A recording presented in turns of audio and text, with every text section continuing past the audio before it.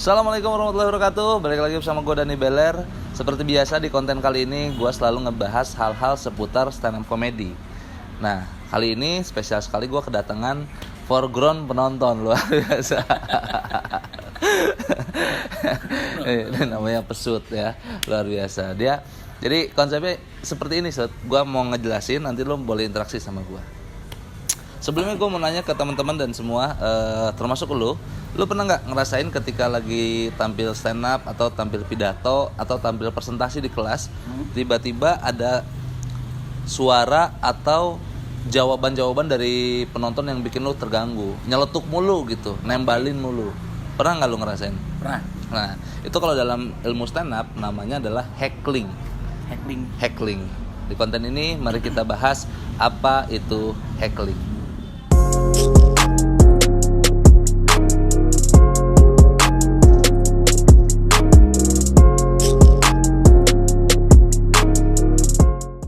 Jadi heckling itu kalau dalam istilah stand up, heckling itu artinya adalah upaya penonton untuk menggagalkan penampilan kita di atas panggung.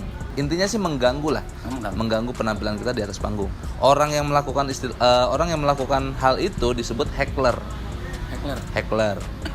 Heckling, upaya untuk penonton mengganggu penampilan gua. Orang yang melakukan itu disebut heckler. Nah, sebenarnya kalau dalam budaya stand up, heckling itu udah biasa. Sudah biasa, sudah awam. Bahkan Jerry Seinfeld itu komika luar negeri, Jerry Seinfeld itu pernah di spesialnya tampil 1 jam, isinya tuh riffing penonton, nyapa penonton. Jadi sumber materinya dari penonton nyeletuk apa dijadiin joke sama dia. Iya, kalau jam terbangnya udah setinggi itu, seterkenal dia gitu. Nah, lalu jadi pertanyaan adalah, boleh nggak sih kalau misalkan kita berinteraksi sama penampil? Sebenarnya boleh-boleh aja, selama itu dalam batas yang wajar. Misalkan gue nanya ke lu nih, halo, namanya siapa? Pesut.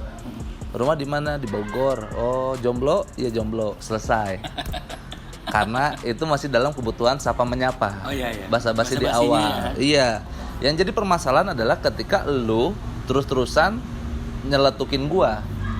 Misalkan gua lagi stand up, kenalin nama gua Dani Beler, nama Dani pemberian dari bokap, terus lu bilang ke gua, bohong gitu, nggak lucu, turun. Nah itu yang jadi permasalahan sebenarnya. Bahaya kayak gitu. Lalu apa sih yang harus kita lakukan di saat itu? Nah, di sini gua mau ngasih 2 opsi atau 2 cara untuk mengatasi heckling atau heckler. Jadi caranya tuh ada 2, Sud. Kalau misalkan kita lagi tampil stand up, tiba-tiba ada penonton yang nyeletuk mulu, berisik mulu, itu kan sehingga mengganggu penonton lain. Jadi penonton lain tuh fokusnya bukan ke kita, ke si heckler itu gitu. Jadi kan bagaimana caranya supaya penampilan kita tetap baik-baik aja gitu, tetap lancar-lancar aja gitu. Nah, gue mau ngasih 2 cara untuk mengatasi heckling atau heckler. Cara yang pertama adalah lu rebut kembali panggung yang udah heckler ambil. Gitu. Jadi kan si heckler ini kan ngeganggu, berisik. Pusat perhatian. Jadi pusat perhatiannya bukan kita lagi, tapi si orang itu. Penonton juga ngerasa resah dan selalu memperhatikan orang tersebut. Cara yang pertama adalah gimana caranya lu ngambil alih yang tadinya panggungnya di heckler, lu ambil lagi ke lu. Caranya dengan menjadikan orang tersebut sebagai bahan punchline atau target punchline.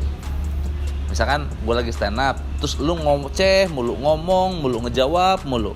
Nah, gimana caranya setiap ocehan yang keluar dari mulut lu, gue jadiin jokes. Gitu. Harus bedakan juga ya. Iya, disitulah dibutuhkan skills yang sangat luar biasa. Bukan sembarangan komika gitu. Nah, itu cara yang pertama. Lu ambil alih panggung yang udah diambil oleh sang heckler dengan cara menjadikan dia sebagai objek materi atau objek punchline gitu. Lalu opsi yang kedua itu dengan cara mendiamkan. Lu cuekin aja. Karena dengan cara lu nyuekin dia jadi ngerasa nggak seru. Nggak direspon, akhirnya dia capek sendiri. Kayak kalau kata Zawin sih kayak orang kesurupan. Udah diemin aja. Tadi juga dia capek sendiri gitu kan. Dia kan ngomong sendiri ya. Gitu. Jangan kita ada jangan gitu. Dia malah menjadi-jadi. Kalau kita respon ya. Iya. Tugas kita di cara yang kedua adalah dengan cara mendiamkan. Karena dengan cara mendiamkan dia ngerasa jenuh sendiri, capek sendiri, akhirnya cabut aja gitu. Tapi di kedua cara ini memiliki resiko masing-masing.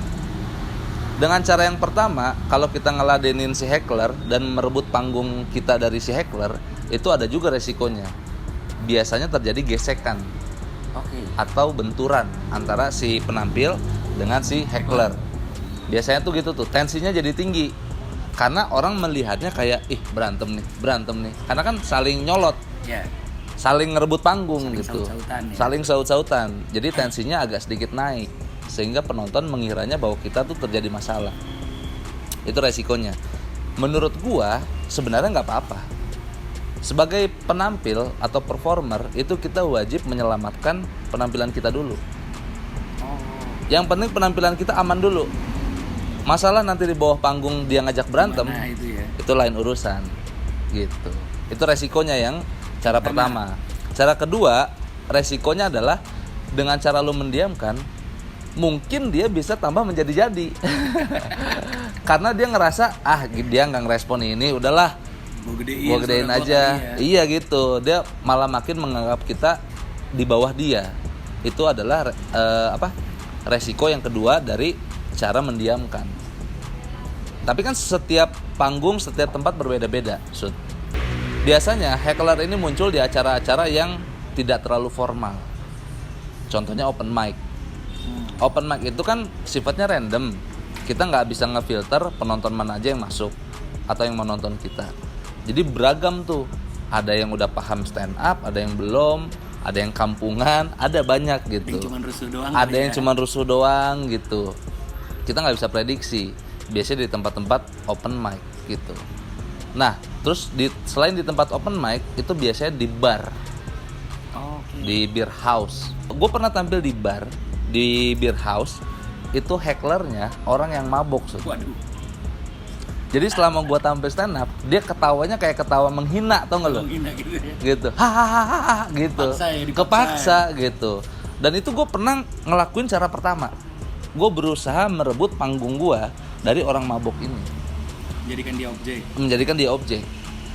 Masalahnya itu tidak berhasil. Nggak tahu guanya yang skillnya kurang atau nggak tahu penonton di sana semuanya mabok.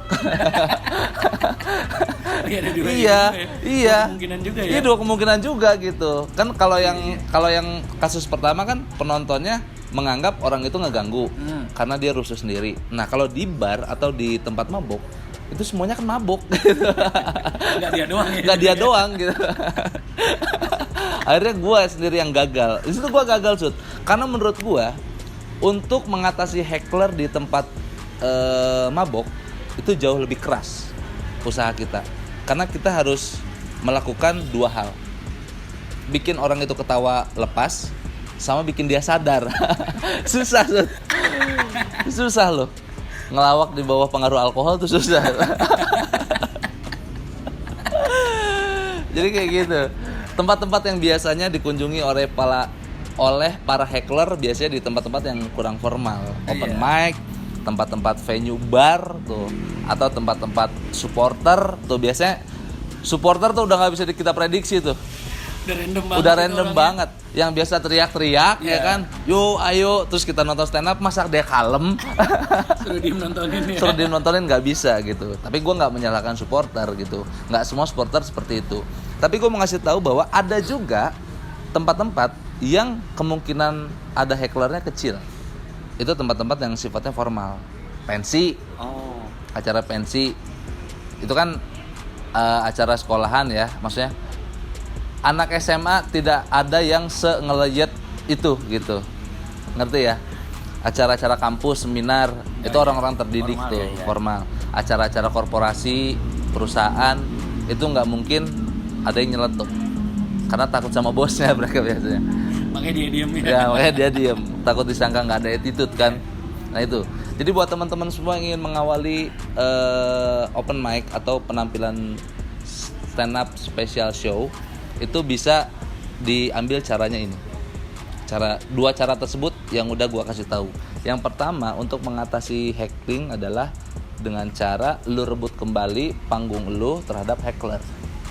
Yang kedua adalah caranya lu mendiamkan atau apa ya istilahnya ya, nyuekin si heckler, karena dengan kita ngediemin dia ngerasa nggak direspon nih, bete, nanti juga capek sendiri gitu. Jadi buat teman-teman semua, semoga kalau misalkan lu lagi stand up, lu lagi tampil dimanapun itu, ngalamin hal yang gue bilang tadi, lakukan pakai cara dua tersebut gitu. Kalau lu cara satu nggak bisa, cara kedua tetap nggak bisa, ya mending turun lah udah. Semoga video ini bermanfaat untuk kalian semua. Kalau teman-teman semua pengen ngerekomendasiin, Bang bahas ini dong, Bang bahas ini, silahkan tulis di kolom komentar gitu. Itu aja video dari gua. Terima kasih banyak sudah menyaksikan. Sampai jumpa di video selanjutnya. Dadah.